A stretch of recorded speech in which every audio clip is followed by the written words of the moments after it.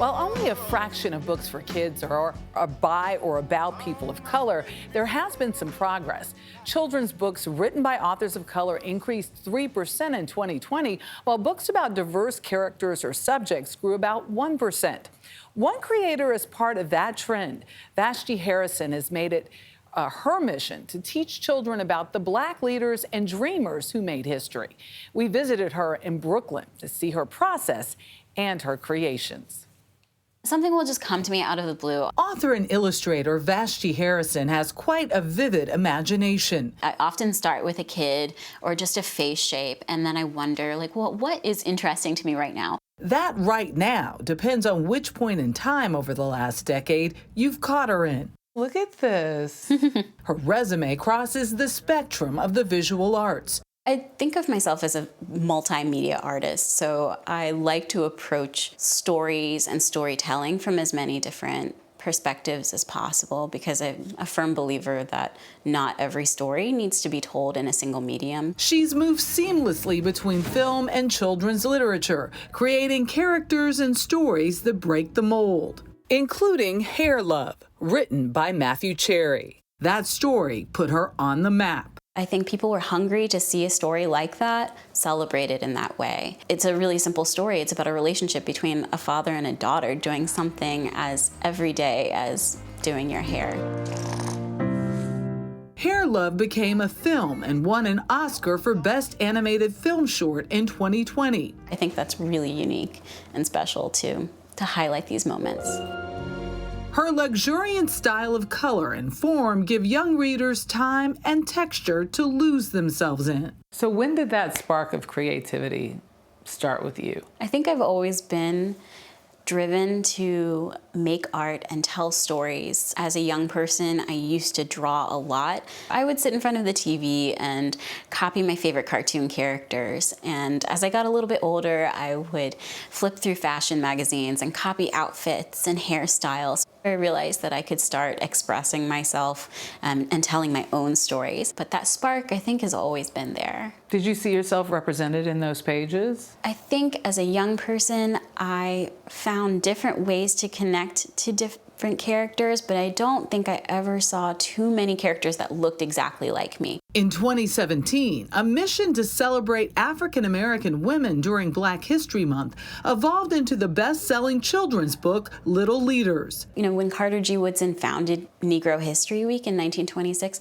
his goal was to celebrate the stories that had been long neglected throughout history, and I thought, who better to celebrate than Black women? She shared the lives of some 40 achievers, from mathematician Katherine Johnson to writer Maya Angelou, and one character that embodied why representation matters. I think the story of Mae Jemison, the first Black woman in space, her story was so inspiring. One, because she went to space when I was a kid and I didn't know her name when I was growing up. What are the chances of the captain and the others being alive? It wasn't until she had seen Nichelle Nichols play Lieutenant Uhura on the TV show Star Trek that got her finally to believe that she could be an astronaut. Don't you understand? Nichols nearly left Star Trek because of backlash, but changed her mind when she met with Dr. Martin Luther King Jr. He told her how much her work was important to him and people around the world, that she mattered and her story mattered. And she went on to have incredible roles in Star Trek, but then later worked for NASA to help recruit people, and Mae Jemison went on to be on Star Trek: The Next Generation. It's like, it's so beautiful that these women, that their lives intertwine, that we can see how it's important it is that they knew each other's stories existed. And so I wonder how many other young people are inspired by these stories. Another inspiring story, Sulwe, which was illustrated for Oscar-winning actor Lupita Nyong'o, earned an NAACP award for outstanding literary work, one of many books in her catalog. Sometimes you can get really into these little details, and I wonder, is anyone going to notice the little lace pattern on the clothes? Some of the earliest sketches for Big are in this little notebook. A work of fiction based on her own childhood. I wanted to create a story, a book that could be the comforting words that I definitely needed to hear It follows the story of a girl. When she's young, all of the adults around her say things that we've all said, like, you're such a big girl now, you're a big girl now.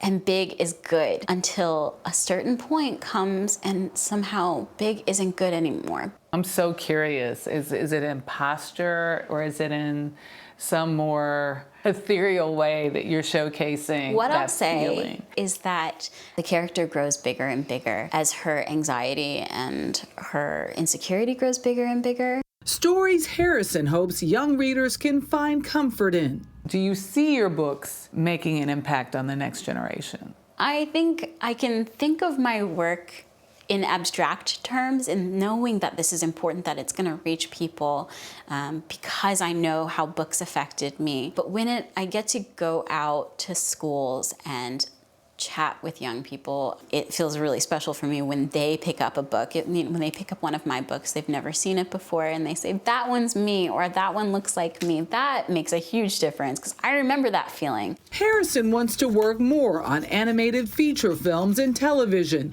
She even hopes to enter the three-dimensional space of toy making. More recently, I've been excited about kind of crafting with my hands. And so you've created all of these? I have. So all of the figurines are crafted from tin foil base with paper mache on top and paper clay. They're not, high art materials, but through the process of crafting a character, you can make something that is, 100% a piece of art. Do you get inspiration from your neighborhood, everyday life?